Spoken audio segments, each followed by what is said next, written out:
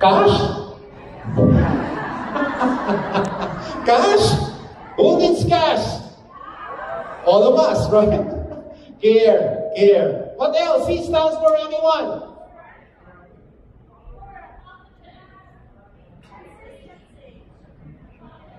Alright, let's do it. C stands for commitment. You know, it's like a union or marriage. Remember everyone, we're telling about how do you guide your customers, your client? It's like a union or marriage. I swear by the moon and the stars in the sky. And I swear, like the shadow that's by your, for better or for, till death to us, and I love you with all of my, and I don't thank you, swear. But it's like a union or marriage. You have to handhold. It's a journey. It's a lifelong journey. So long as you're with them, you have to be committed. You wanted to bring the business to the next level, you have to be committed also with your craft. Now, what H stands for? H. Heart. What else? H. Ha? Heart. Honesty. What else? H. Health. Any more? H is about hard work, everyone. Hard work. Sorry. There's no such thing as suffer to begin with. Why? No pain, no?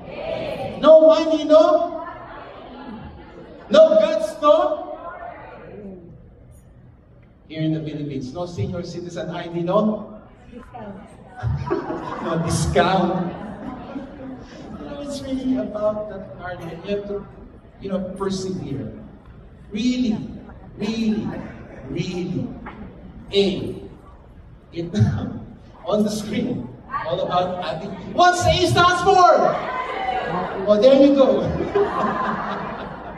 It's not about altitude, it's about attitude, everyone. It's about things that can help you behaviorally. That's where the pathway to success is clear. That's where you need to bring in that mindset going on for you, which have the end goal of what? The behavior. Behavior is about attitude. But first, you have to traverse, get into the pathways through what? A disciplined, actionable way to do it. Without disciplining yourself, without taking action in it, that's nothing. That's nothing. It's attitude. And that letter brings us to what? M. So what M stands for, everyone? Imagine that they don't see that. What's M? Okay. Money. Earlier cash, now it's M. Money. Mindset. What else is M?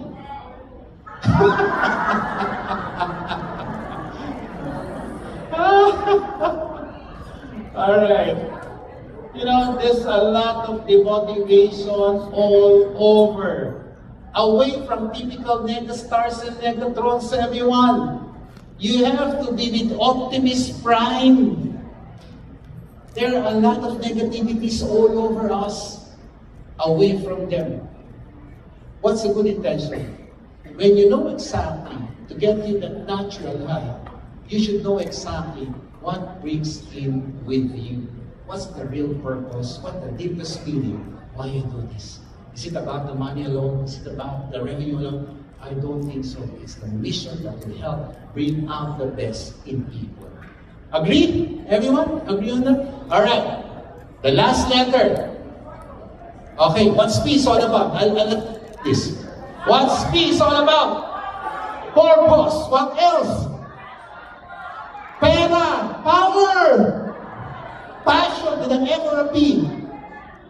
Perseverance. What else? Sorry, what else? Persistence. What else? P. This is the last principle with an M or a P. Pera. Filipinos really wanted to have money. Earlier, it's cash. And then M, money. And then P, pera. It's a local term for peso, everyone, for money. All right, everyone, take a look at this.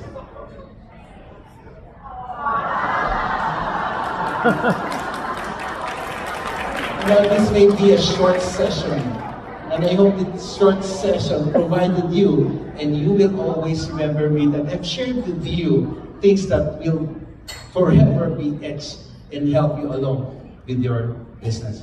But you know, P is all about prayer. Without the divine providence, without the divine intervention, we are nowhere to be found. We cannot have this occasion with you. We will not be flourishing. We will not be thriving. Amen on that, everyone. And these are the mindset of champions. Are you champions, everyone? Everyone, I'll be there for you. 3, 2, go!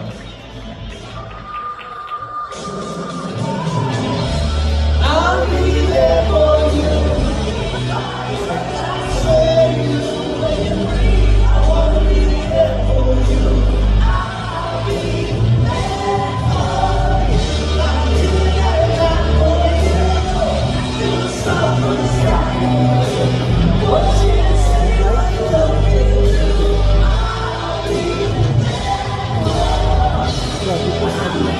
We can always tell everyone all socials where they do it. And if you want them to collaborate with you, and you'll help your team organization. Maraming salamat. Thank you everyone. Welcome to the Philippines, and I hope you enjoy being here. Mabuhay! Alright, mabuhay!